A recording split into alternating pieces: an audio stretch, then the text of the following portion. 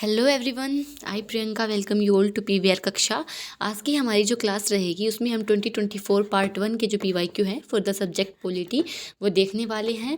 ठीक है, इससे पहले हम ऑलरेडी जो 2025 का ईयर है उसको कंप्लीट कर चुके हैं। उसके हमने कंप्लीट जो पीवाईक्यू हैं वो कर लिए हैं, पार्ट 1 पार्ट 2 बोथ, दोनों के दोनों जो पार्ट्स हैं वो चैनल पर अपलोड हो चुके हैं। और उनकी जो पीडीएफ्स हैं, बोथ हैंड रिटन जो नोट्स हैं जो अभी हम स्लाइड पर लिखेंगे और साथ में जो क्लियर पीडीएफ है वो भी आपको मिल जाएगी। दोनों की दोनों एक साथ मिल जाएंगे आपको टेलीग्राम चैनल पर। आप टेलीग्राम चैनल जाकर ज्वाइन कर सकते हो। लास्ट में जो है लिंक लगा रखा है, उस लिंक के थ्रू आप जाकर ज्वाइन कर सकते हो। ओके, और डिस्क्रिप्शन बॉक्स में भी आपको इसका लिंक मिल जाएगा। तो चलिए स्टार्ट करते हैं। देखो, जो हमारा पहला क्वेश्चन है, अगेन ही हम उसी वाइज लेते हैं, जैसे कि उसके अकॉर्डिंग लेते हैं। जैसे कि जो हमारे ओरिजिनल एग्जाम है ना, जो ओरिजिनल जैसे सेट ए है हमारा, उसी से क्वेश्चन लिए गए। तो उसका क्वेश्चन नंबर 15 है, तो डायरेक्ट वही डाला है ताकि आपको एक रेजोनेंस सा फील हो। ठीक है, तो चलिए देखते हैं। देखो, political analysis involves both normative and empirical approaches. ठीक है, ओके भाई, जो पॉलिटिकल एनालिसिस है वो बहुत नॉर्मेटिव और इम्पेरिकल। देखो, इसमें समझना होगा आपको नॉर्मेटिव और इम्पेरिकल होता क्या है। देखो, एम्पेरिकल जो डेटा है, जैसे कि वो क्या है कि प्रैक्टिकल है, मतलब वो डेटा बेस्ड है, प्रैक्टिकल चीज़ें होंगी, यानी कि वो क्या रहेगा, हमारा डेटा बेस्ड रहेगा, डेटा के ऊपर डिपेंड करेगा। और जो नॉर्मेटिव है उसमें हम अपनी थिंकिंग के बेस पे करते हैं सारी चीज़ें, यानी कि उसमें कुछ फैक्चुअल चीज़ें होती हैं, उन्हीं पर हम डिपेंड करते हैं, उसमें डेटा नहीं होता। नॉर्मेटिव जो अप्रोच है उसमें डेटा नहीं होता, हमारी जो पर्सनल थिंकिंग है वो होती है। ठीक है, आई होप आपको दोनों मेथड समझ में आ गए होंगे। अब क्वेश्चन करना आपके लिए बहुत आसान हो जाएगा।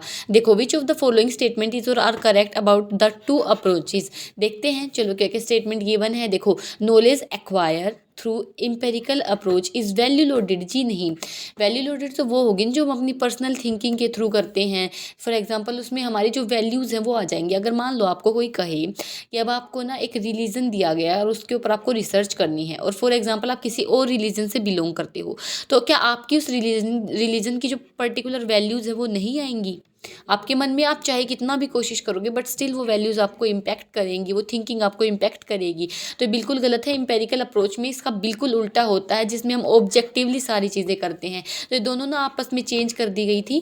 ठीक है, तो इसीलिए इसमें एक भी स्टेटमेंट हमारी सही नहीं होगी। ठीक है, चलो 1 मिनट में देख लेना रिकॉर्डिंग स्टार्ट की है या नहीं मैंने। वेट ए मिनट जस्ट, है ना। ओके, हाँ कर दिए। कई बार हो जाता है ना कि हम रिकॉर्डिंग स्टार्ट नहीं करते हैं। चलो, तो बेटर एक बार स्टार्टिंग में चेक कर लिया जाए। अब देखो, जो हमारा क्वेश्चन नंबर नेक्स्ट है, यानी कि आज की सीरीज़ का हमारा क्वेश्चन नंबर 2 है, और ये क्वेश्चन नंबर 16 है, हमारे एग्जाम में है। ओके, जो हमारा टेस्ट पेपर है उसमें। Okay, which one amongst the following can not B A feature of totalitarian regime.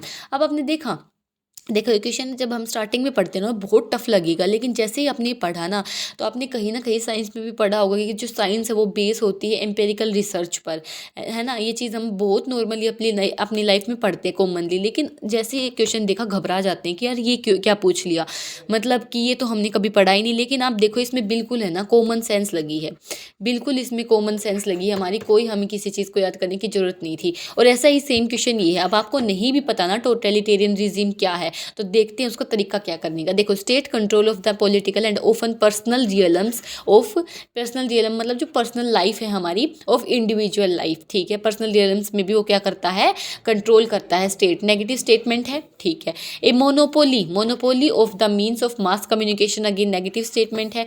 One party state है, तो अगेन नेगेटिव स्टेटमेंट है। अब इसमें ये ऑटोनोमी ऑफ सिविल सोसाइटी, मतलब सिविल सोसाइटी जो करना चाहेगी वो करेगी, उसकी ऑटोनोमी है। तो ये हमारी केवल एक कॉमन है जो पॉजिटिव स्टेटमेंट गिवन है, और यही इसका करेक्ट आंसर होगा। So this is the way to attempt those questions who you do not know. ठीक है, whom about you do not know or do not have any idea about that. तो आप ऐसे क्वेश्चंस को ऐसे tackle कर सकते हो। You just need to read thoroughly about the options and apply your common sense, है ना। बेसिक जो नॉलेज है आपकी, you just need to apply that only and the question will be solved. ठीक है, ऐसे वन लीनियर स्टेटमेंट्स में जो आते हैं।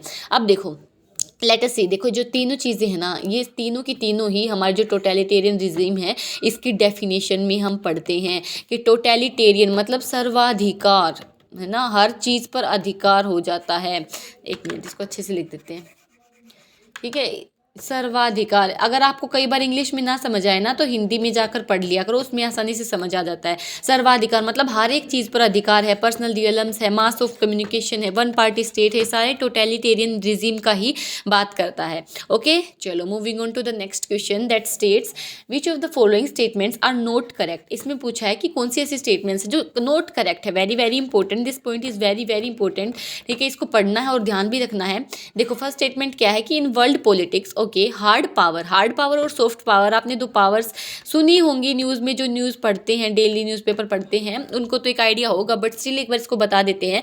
हार्ड पावर एक नेगेटिव पावर की तरह, हार्ड मतलब आप किसी चीज़ पर हार्श हो रहे हो, जो वेपन्स का यूज़ करते हैं, फियर के थ्रू कंट्रोल करना चाहते हैं। फॉर एग्जाम्पल तालिबानी जो ग्रुप है उसने अफगानिस्तान पर हार्ड पावर का यूज़ करके ही कब्जा किया था। ठीक है, तो ऐसे आप समझ सकते हैं।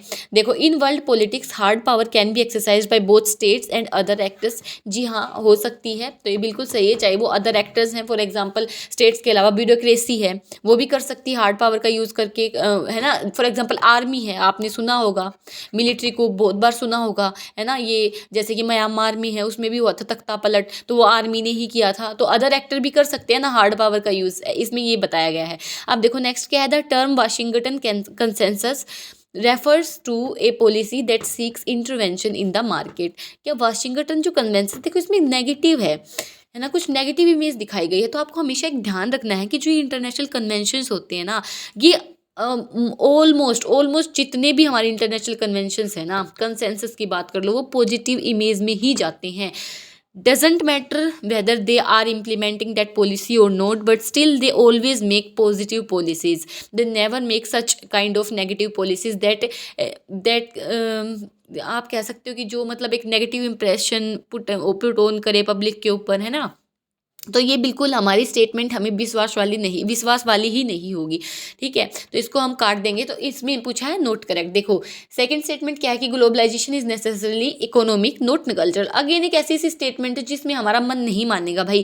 फॉर एग्जाम्पल हॉलीवुड है, क्या वो कल्चरल नहीं है? बॉलीवुड है, वो भी तो जो हमारे फॉरेन है बॉलीवुड, वो भी तो जा रहा है ना, टेलीवुड भी तो जा रहा है ना फॉरेन में, तो ये कल्चरल एक्सचेंज नहीं है क्या हमारा? तो ये बिल्कुल स्टेटमेंट है, ये एक्सट्रीम काइंड ऑफ स्टेटमेंट है, तो ये भी हमारी इनकरेक्ट हो जाती है। देखो दो स्टेटमेंट ऑलरेडी इनकरेक्ट हो चुकी है। ओटार्की, ओटो मतलब सेल्फ, ठीक है, generally understood as economic self sufficiency. जी हाँ बिल्कुल, ओटार्की मतलब, ओटो का मतलब ये सेल्फ सफिशिएंसी, ठीक है, ओटो मतलब सेल्फ होता है, ठीक है, और आर की यहाँ पर क्या हो गया, सफिशिएंसी, तो मतलब सेल्फ सफिशिएंसी है, उसको हम अंडरस्टूड करते हैं। तो बिल्कुल पॉजिटिव लाइमलाइट में है ये स्टेटमेंट, और ये बिल्कुल सही है हमारी। तो ये दोनों की दोनों स्टेटमेंट सही है, इसमें केवल दो ही स्टेटमेंट गलत है, that is second and third statement are wrong. Okay, चलो moving on to the next question, consider the following statements under part 3 of the constitution. Okay, under part 3 of the constitution let us change the colour, right. I think this is not going with this background color, right? Under part 3 of the constitution of India, individuals can enforce rights guaranteed by, okay देखो यहाँ एक keyword है हमारा, हमेशा keywords को पकड़ो। जब लंबी लंबी स्टेटमेंट्स आए ना, बड़ी बड़ी स्टेटमेंट्स आए, तो वहाँ पर आप हमेशा try to find out some keywords that you know already. Okay, we always read in Lakshmikant that there is only one thing that is enforceable in entire constitution, that is our fundamental right, enforceable, that is our fundamental right. एक fundamental ही right ऐसी चीज़ है जिसको हम enforce कर सकते हैं, जिसको कोर्ट है वो एनफोर्स कर सकता है, तो केवल फंडामेंटल राइट ही है। ठीक है, तो पार्ट 3 अगेन, पार्ट 3 किसको रेफर करता है, हमारा फंडामेंटल राइट्स को ही करता है ना। Enforce rights guaranteed by when they are violated by the action of a government authority. जी हाँ, वी कैन एनफोर्स दैट, तो ये बिल्कुल सही है। नेक्स्ट स्टेटमेंट क्या है, individuals can enforce right guaranteed by this part when they are violated by not only action of state government authority but also by its inaction. When we read in NCRTs, it is explicitly given there कि जो inaction है उस पर भी हम action ले सकते हैं। अगर मान लो कोई स्टेट गवर्नमेंट है और कोई फंडामेंटल राइट है वो वायलेट हो रहा है और उसका इनएक्शन से हो रहा है, तो भी हम क्या है एक्शन ले सकते हैं, एनफोर्स करवा सकते हैं अपने राइट्स को through Supreme Court, because Supreme Court is the guardian of our fundamental rights. Okay, so both statements here are correct. Moving on to the next question that states, consider the following statements. The IPCCR, what is the full form? The International Covenant on Civil and Political Rights. Okay, just underline the keywords if you do not know about the organization कि ये किसी civil या political rights के बारे में बात कर रही है. Provides that everyone shall have the right to recognition everywhere as a person before the law. Isn't this statement very general statement की बहुत common statement है, general statement है, इसके गलत होने के chances बहुत कम है. तो we will take this as right. ठीक है, जब तक आपको किसी स्टेटमेंट में एक्सट्रीम चीज़ नहीं मिले, और अगर वो एक्सट्रीम चीज़ गिवन है और आपको पता है कि वो 100% करेक्ट है, there is no source to deny that statement, तो आप उसको ले सकते हो correct. Otherwise in most cases extreme statements are wrong. ठीक है, तो ये आपको याद रखना है. But this is a very general statement कि रिकॉग्निशन मिलती है हर किसी को, हर जो कोर्ट है वहाँ पर लॉ के सामने सेम उसको राइट मिलते हैं. तो this is true. Okay, let us move to the second statement that states, although India agrees in principle with the ethos of ICCPR, okay, that is on civil and political rights, and the explanation is given in itself in the first point. ठीक है, first point में ही जो explanation है वो given है. क्या है कि everyone shall have the right to recognition everywhere as a person before the law. Okay, हमने नहीं पढ़ा क्या आर्टिकल जो 14 है रूल ऑफ लॉ में हम पढ़ते हैं, और इंडिया भी उसको अप्लाई करता है, अपने ऊपर इम्प्लीमेंट करता है, तो रेटिफाई हो चुकी है ये चीज़. बिल्कुल ये स्टेटमेंट बिल्कुल हमारी गलत हो जाती है, और आप अभी मॉडर्न सोसाइटी में रह रहे हो तो इस स्टेटमेंट के सही होने के चांसेस भी बिल्कुल नहीं है. ठीक है, क्योंकि अब India is growing on a faster rate और साइनिंग मैनी अदर जो ये होते हैं consensus and all of that stuff, तो ये चीज़ बिल्कुल हमारी गलत हो जाती है. ठीक है, और आई हैव ऑलरेडी एक्सप्लेन कि ये क्यों गलत है, क्योंकि इंडिया में रूल ऑफ लॉ है उसको हम लागू करते हैं कि हर एक जो इंसान है उसको सेम ट्रीटमेंट मिलनी चाहिए इरिस्पेक्टिव ऑफ देयर स्टेटस. ठीक है, चलो moving on to the next question जो स्टेट करता है which of the following statements with respect to the right to have legal aid. ठीक है, लीगल एड के बारे में है. चलिए देखते हैं what are the statements. Under the constitution of India it is given under the directive principles of state policy. Isn't it right? Yes, it is right. ठीक है, ये 39 जो हमारा आर्टिकल है उसमें गिवन है ये. ठीक है, 39A जो आर्टिकल है हमारा उसमें ये गिवन है, और जो एक शॉर्ट के थ्रू हम जो DPSP की ट्रिक्स हैं we will share with you guys that. ठीक है, तो अभी तो देखो इसकी एक है कि lower divisional clerk primary health care, इसकी एक ट्रिक है जिसमें हम लिविंग भी देखते हैं, डिस्ट्रीब्यूशन भी देखते हैं, रिसोर्सेज का कंसंट्रेशन ऑफ वेल्थ है वो ना हो जाए वो भी देखते हैं, पे स्केल भी देखते हैं, हेल्थ भी देखते हैं, चाइल्ड की हेल्थ भी देखते हैं, और प्लस इसमें ए वाली कैटेगरी ऐड हुई थी. वो कौन सी हुई थी हमारी? Legal aid, free legal aid to poor or those in need. Okay, so this statement is very true. Again this is from your base 6, directly from your base 6. Okay, you just need to know about the DPSP. And it is the duty of the police to inform the nearest legal aid committee immediately after the arrest of the person. Is this statement true? What do you think? देखो अब इसमें पढ़ते हैं. देखो 39A article we have already discussed it कि 39A article में given है free legal add, और हमने एक ट्रिक भी डिस्कस कर ली है LDPHC जो इसके अदर जो नॉर्म्स हैं 39 के आर्टिकल के अंडर आते हैं, और 39A है वो एक अमेंडमेंट के थ्रू ऐड हुआ था. अब आपको अमेंडमेंट का नाम बताना है वो कौन सी अमेंडमेंट है जिसके थ्रू ये 39A का आर्टिकल है वो ऐड हुआ था. ओके, देखो जो नेक्स्ट स्टेटमेंट है कि भाई अब इसमें पता है क्या कंफ्यूजन हो सकती है, क्योंकि हम अक्सर पढ़ते हैं कि मजिस्ट्रेट के सामने उसको लेके जाना पड़ता है. अगर मान लो किसी को अरेस्ट किया है पुलिस ने, तो विद इन 24 आवर्स ही had to represent that person against the magistrate, है ना, या फिर कोर्ट या कोर्ट के सामने वो करे 24 hours including the excluding the driving. जो अगर मान लो ड्राइविंग वगैरह है उसको एक्सक्लूड करके हम ये सारी चीज़ें करते हैं.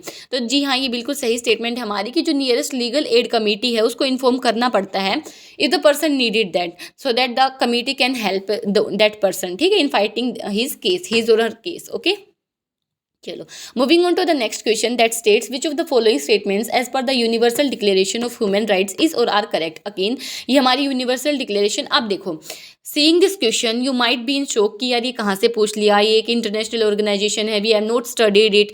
Don't panic in this situation. ठीक है, we will go to options. ठीक है, वहाँ से हम पढ़ेंगे. इफ़ द ऑप्शंस हम पढ़ पा रहे हैं, अच्छे से समझ पा रहे हैं, then we will go for the take. Okay, चलो let us read first. The declaration provides that everyone has a right to seek, okay, underline the keywords first, right to seek and enjoy the other country's asylum from prosecution in respect of political crimes. ठीक है, अब इसमें देखो ये statement हमारी बिल्कुल ऐसे है ना कि नॉर्मल से स्टेटमेंट है, तो ये हमारी जो यूपीएससी की ऑफिशियल आंसर की है उसमें इसमें ए ही माना गया। हालांकि जो पहले आंसर कीज बताई गई थी उसमें इसका आंसर है ना, जो हमारी जैसे कोचिंग अदर जो कोचिंग इंस्टीट्यूट्स बताते हैं आंसर या फिर जो बुक्स आती हैं उन सभी में ना डी का आंसर है, but still we will go by the UPSC's answer key, तो उसका आंसर है A. Only one statement is the correct, that is the first statement. देखो इसमें राइट टू सीक है, but there are doubts hovering around कि if कि ये जो नॉन पॉलिटिकल क्राइम्स के लिए है और whether it is for political crimes only, but there is no single word which represents only word here, है ना। ऐसा कुछ भी ओनली नहीं है, it is not a kind of extreme statement that we will take wrong. If UPSC has taken it correctly तो we will take it correctly only. ठीक है, ठीक है, ओके। चलो, तो ये स्टेटमेंट हमारी बिल्कुल सही हो जाती है। सेकंड स्टेटमेंट पढ़ते हैं। देखो, the declaration provides that everyone has freedom from arbitrary deprivation of nationality except the freedom to change nationality. Doesn't it seem wrong कि आउटराइटली हमें गलत लग रही है, क्योंकि देखो in India also people change their nationality from Indian to other countries like Russian और European और ब्रिटेन, है ना, सम काइंड ऑफ दैट। तो there is no such kind of restriction on freedom to change the nationality. Okay, so this statement is outrightly wrong. Okay, so there was a question, repeated question. We have already solved this question in our 2025 series. ठीक है, and this is a repeated question. We can say that 2024 में ये पूछा 1 में, और फिर 2025 में भी सेम क्वेश्चन है that was repeated. कौन सी ऐसी ऑर्गेनाइजेशन है जिसको ट्वाइस है वो नोबेल प्राइज मिला है? तो you guys have to comment down the answer because we have already discussed it. ठीक है, तो प्लीज़ कमेंट सेक्शन में अपने आंसर्स हैं वो देना, कौन सी ऑर्गेनाइजेशन है, then we will discuss it. Okay, already we have already discussed this in our previous class, so you can refer the PDF from our Telegram channel also. Okay, chalo, moving on to the next question that states, consider the following statements in India the Special Marriage Act. So it is about Special Marriage Act and underline the word. Okay, protect an individual if one enters into interreligious marriage. जी हाँ, this is correct कि जो Special Marriage Act है, अगर आपने interreligious, for example if you are a Hindu and you have married to some Christian person, तो the marriage will be valid and which act will protect that? Special marriage act. Okay, right to marry a person of one's choice is an integral aspect of one's fundamental right under article 21 of the constitution. जी हाँ, ये बिल्कुल सही है, ये amendment हुआ था, उस अमेंडमेंट के थ्रू है ये ऐड कर दिया गया था राइट टू मैरी वाला। ठीक है, तो ये बिल्कुल सही है हमारा। The universal declaration of human rights also resonates marital rights of every adult consenting individual. जी हाँ, आप जब मान लो आपने अपने पेरेंट्स के खिलाफ जाकर शादी कर ली, और अगर तो पुलिस वाले क्या पूछते हैं पहले कि वेदर यू आर 18+ और नोट, क्योंकि जो मैरिज है हमारे देश में वो 18+ की ही, जो अडल्ट है उसको हम 18+ में ही काउंट करते हैं, उसी की ही मैरिज वैलिड रहती है। और अगर आप 18+ हैं तो आपकी कंसेंट है वो क्या रहेगी? वैलिड रहेगी। तो this statement is also true. तो इसमें तीनों की तीनों जो स्टेटमेंट्स हैं वो बिल्कुल करेक्ट हो जाती हैं। ओके, चलो moving on to the next question. देखो, which of the following statements about international court of justice, again this is an international organisation, तो you do not need to go in depth. ठीक है, we will read about it. देखो, the court consist of members where in 2 members can not be nationals of the same state. जी हाँ, court में ऐसे member होते हैं, और this is a very common statement कि ऐसे 2 मेंबर होंगे जो सेम स्टेट के नहीं होंगे। क्यों? क्योंकि फिर ना एक एनोनिमस जो रिजल्ट है वो नहीं आ पाएगा।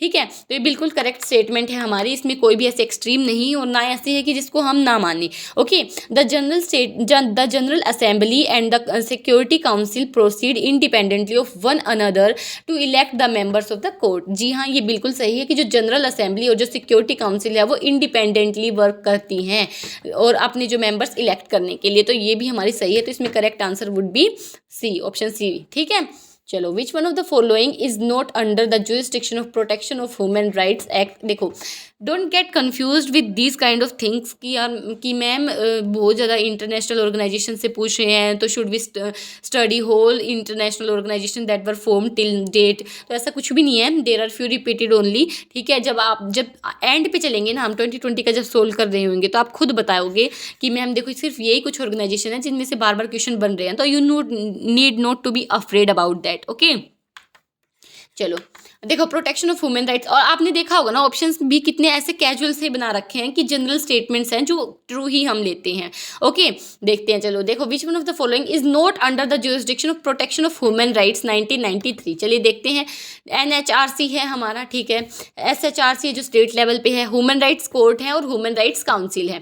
अब देखो इसमें ऑड वन आउट भी हम अगर जाएं तो देखो इसमें जो काउंसिल है ना वो हमारी ऑड वन आउट है। क्यों है?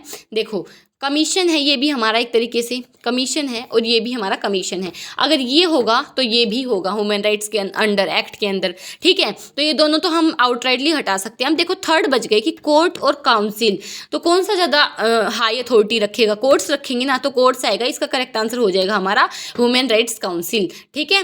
चलो देखो, according to BR Ambedkar which one of the following is the heart and soul. Very very repeated question यार, बहुत रिपीट होता है क्वेश्चन, ठीक है। हार्ट एंड सोल जो है हम किसको बोलते हैं? आर्टिकल 32 को बोलते हैं। और ये चीज़ एक्यूरेटली हमारी NCERTs में भी रिटर्न है और साथ में जो लक्ष्मीकांत की जो बुक पढ़ते हो आप उसमें भी रिटर्न है हमारे फंडामेंटल राइट्स वाले चैप्टर में। ओके चलो देखो, इसमें इमेज भी बनाई गई है कि हार्ट एंड सोल जो कहते हैं वो किसको कहते हैं? हमारे आर्टिकल 32 को कहते हैं।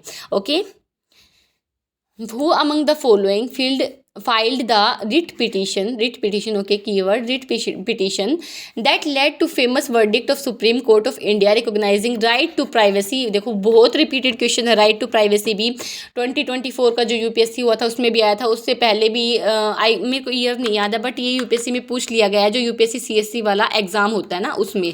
और अगेन ये फिर से आ रहा है, तो राइट टू प्राइवेसी का तो बहुत इंपॉर्टेंट है। इसका आर्टिकल रहेगा हमारा आर्टिकल 21। और कौन से जस्टिस थे वो? Justice KS Puttaswamy. तो ये आपको नाम याद रखना बहुत इंपॉर्टेंट है, ठीक है। You can not skip it any cost. देखो नेक्स्ट क्वेश्चन क्या है? थ्रू द 42nd, ओके इसको हम लिख लेते हैं, 42nd amendment which is also called mini constitution to the constitution of India which of the following was inserted into preamble. Okay, कल हमने प्रीएम्बल का देखा था, है ना, प्रीएम्बल की पूरी इमेज देखी थी हमने अच्छे से और उसको याद भी किया था सीरीज क्रोनोलॉजी में कि कैसे कैसे कौन से वर्ड है वो आ रहे हैं। तो प्लीज़ कमेंट डाउन जिसने भी लास्ट जो क्लास है वो देखी है कि हमने क्रोनोलॉजी को कौन सी ट्रिक से याद किया था। क्रोनोलॉजी की सिर्फ ट्रिक बता दो, मुझे पूरी क्रोनोलॉजी की भी जरूरत नहीं है। I just want to know कि if you guys remember the trick or note. Okay चलो, liberty of thought and expression and belief. देखो अब इसका एक सिंपल सा है कि एक ट्रिक है इसकी, सिस, ठीक है, इंटेग्रिटी और जो हमारा सोशलिज्म और सेक्युलर जो वर्ड है, ये वर्ड्स हैं वो ऐड हुए थे, ठीक है। सेक्युलर वर्ड है वो बाद में ऐड हुआ था, इंटेग्रिटी वर्ड बाद में ऐड हुआ था और सोशलिस्ट वर्ड बाद में ऐड हुआ था, ठीक है। तो सिस वर्ड एक ट्रिक हो जाती है और जिसको आप याद रख सकते हो। और इसकी अमेंडमेंट भी याद रखना क्योंकि हिर फिर के क्वेश्चन आता ही है इससे, तो ये भी बहुत इंपॉर्टेंट की कैटेगरी में हमारा आएगा। इसमें 42nd जो अमेंडमेंट है हमारी वो इंपॉर्टेंट हो जाती है और सिस वर्ड है इसमें ऐड किया गया था। ओके चलो देखते हैं। देखो, लिबर्टी ऑफ थॉट एक्सप्रेशन के इसमें इंटीग्रिटी सेक्युलर वर्ड या सोशलिस्ट वर्ड आ रहा है कहीं? जी नहीं, ये तो बिल्कुल चेंज ही नहीं किया था। हाँ यहाँ चेंज किया था, यूनिटी ऑफ द नेशन से इंटीग्रिटी जो वर्ड है वो ऐड कर दिया गया था। Okay, not so tough category question, इसको हम इजीली डुएबल क्वेश्चन है, तो इसमें क्या हो जाएगा हमारा? Option 2 will be the correct answer. Okay, moving on to the next question. As per the state list, okay state list again भी है, I am repeating this again and again कि दिस इज MTR कैटेगरी, मुझे तो रट लो वाली category है। ये list हैं जितनी भी हमारी, ठीक है, शेड्यूल्स हैं जो हमारे, सारे बहुत इंपॉर्टेंट हैं। Okay, as per the state list under 7th schedule, okay because ये लिस्ट हैं सारे 7th शेड्यूल के अंडर ही गिवन है। The state have jurisdiction over agriculture land in connection with which of the following subjects. Again हमने कुछ remember आ रहा है कि हमने एग्रीकल्चर से रिगार्डिंग एक क्वेश्चन पहले भी हम सोल्व कर चुके हैं 2025 में, है ना, कर चुके हैं ना। हाँ जी, एग्रीकल्चर इनकम पे आती है स्टेट लिस्ट में। Duties in respect of succession of agriculture land और एस्टेट ड्यूटी भी, जितनी भी एग्रीकल्चर लैंड की चीज़ें हैं वो हमारी स्टेट लिस्ट के अंडर ही आती हैं। So just mug it up, ठीक है, मग इट अप, क्योंकि रट लो इस चीज़ को आप बिल्कुल कि जितनी भी हमारी एग्रीकल्चर से रिलेटेड चीज़ें हैं ना वो स्टेट लिस्ट के अंदर ही आती हैं। ओके चलो moving on to the next question. अब अगेन इसमें मैच इट वाला है कि लिस्ट 1 को लिस्ट 2 से मैच करना। कुछ पॉलिटिकल आइडियाज़ हैं और थिंकर्स गिवन हैं। अब देखो, suppose we do not know the answer of this question and we find it difficult to do, ठीक है। In that case what we will do कि हम वो वाले स्टेटमेंट्स को निकालेंगे सबसे पहले that we have some idea about that, ठीक है, little bit idea about that. So let us see. देखो, human beings unlike all other objects possess dignity. जी हाँ, ठीक है, डिग्निटी वाली बात है। स्वराज की बात बात है, स्वराज की बात, देखो इनमें से कौन करेंगे, इनमें से तो किसी ने भी, हाँ सुभाष चंद्र बोस और महात्मा गांधी में आप कंफ्यूज हो सकते हो, तो चलो इन दोनों को एक बार रखते हैं। Freedom implies not only emancipation from political bondage but also equal distribution of wealth. ये कुछ ऐसे एक्सट्रीम वाली चीज़ है ना कि इक्वल डिस्ट्रीब्यूशन ऑफ वेल्थ भी आपको देनी पड़ेगी, और ये ही नहीं है कि सिर्फ आप पॉलिटिकल बॉन्डेज से हमें हटा रहे हो। तो ऐसी एक्सट्रीमिस्ट आइडियोलॉजी किसकी थी? सुभाष चंद्र बोस जी की थी। तो अब यहाँ से एलिमिनेट हो गया। तो स्वराज की बात किन्होंने की थी? महात्मा गांधी जी ने की थी। और जिस टाइम पे स्वराज चल रही थी उस टाइम पे जो सुभाष चंद्र बोस जी वो इतने एक्टिव भी नहीं थे। ओके, तो देखो महात्मा गांधी जी ने कही थी, देखो बी का हमारा 2 हो गया, सी का 2, सॉरी सी का 2 हो गया, बी का 4। तो देखो सी का 2 नहीं है, सी का 2 है, सी का 2 है, सी का 2 नहीं है, पर बी का 4 ठीक है। चलो अब 2 ऑप्शन बच गए। आप देखते हैं, देखो for me real freedom is freedom from fear. मेरे लिए जो रियल फ्रीडम है वो क्या है? फ्रीडम फ्रॉम फियर है। ठीक है, इमैनुअल कांत बच गए, और जो ओंग सैन सू कई हैं ये बच गए। तो देखो डिग्निटी की जो बात है आपको याद रखना, कौन करते हैं? इमैनुअल कांत करते हैं डिग्निटी की बात। और जो फ्रीडम फ्रॉम फियर है वो कौन करेंगे? ओंग सैन सुई करेंगे। ठीक है, अब देखो इसमें देखो ए का है हमारा 3, तो ए का है 3, तो इसमें option C will be the correct answer. Okay, ऐसे आपको अपने आंसर्स पे डिराइव करना है। आई होप ये क्लास आपके लिए काफ़ी फ्रूटफुल रही होगी, आपने बहुत इंजॉय भी किया होगा क्लास को। ठीक है, चलिए मिलते हैं हमारी नेक्स्ट क्लास में, जिसमें हम 2024 का पार्ट 2 है वो देखेंगे। तब तक के लिए आपके लिए 3 काम रहेंगे, रिवाइज करना, अगेन रिवाइज करना, और थर्ड काम अगेन क्या रहेगा हमारा? रिवाइज करना। तीनों काम आपको अपने एंड से करने हैं। इसकी जो पीडीएफ है वो आपको हमारे टेलीग्राम चैनल पर मिल जाएगी। और आप जो अपने डाउट्स हैं, कोई भी पर्सनल डाउट्स हैं, आप अपनी क्वेरीज शेयर करना चाहते हैं, अपनी जो प्रिपरेशन से रिगार्डिंग डाउट्स, आप कोई भी डाउट है आप हमारे इंस्टाग्राम हैंडल पर जाकर उसको पूछ सकते हैं। ओके, तो चलिए मिलते हैं नेक्स्ट क्लास में, तब तक के लिए bye bye, take care everyone. And I hope आप साइंस की जो सीरीज़ है वो कर रहे होंगे फॉलो, बहुत हेल्पफुल रहेगी, क्योंकि साइंस का वेटेज है वो अराउंड 30 क्वेश्चन रहता है। तो ये बहुत इंपॉर्टेंट एक सब्जेक्ट है, वो फॉर्म करता है पार्ट, है ना। तो ये सारी चीज़ें ऑलरेडी हम ना वही सब्जेक्ट्स पहले उठा रहे हैं जो इंपॉर्टेंट है। फॉर एग्जांपल जियो है, साइंस है एंड पॉलिटी है, ये तीनों ही ऐसे सब्जेक्ट हैं जो स्कोरिंग रहेंगे आपके लिए और बहुत हेल्प करने वाले हैं। अगेन हिस्ट्री है भाई, उससे कुछ नहीं पता होता, हालांकि हम उसको करेंगे, but still it is unpredictable like the UPSC, this is also unpredictable service commission. ठीक है, तो हिस्ट्री को हम लास्ट में करेंगे, और साथ में हमारा इको है उसको भी हम लास्ट में करेंगे, क्योंकि इको का अगेन हमारा नहीं होता इतना वेटेज, क्वेश्चंस वेरी करते हैं, बट स्टिल इन जो सब्जेक्ट्स है ना, इससे आप आराम से गो थ्रू कर जाओगे, पेपर से लिस्ट में आपका नाम आ जाएगा। ठीक है, और हम जो अपनी इंग्लिश की सीरीज़ है वो तो हमने स्टार्ट कर ही रखी हो, तो हम फॉलो कर ही रहे हैं ना, कर रहे हो ना फॉलो सब। चलो thank you everyone, bye bye, take care.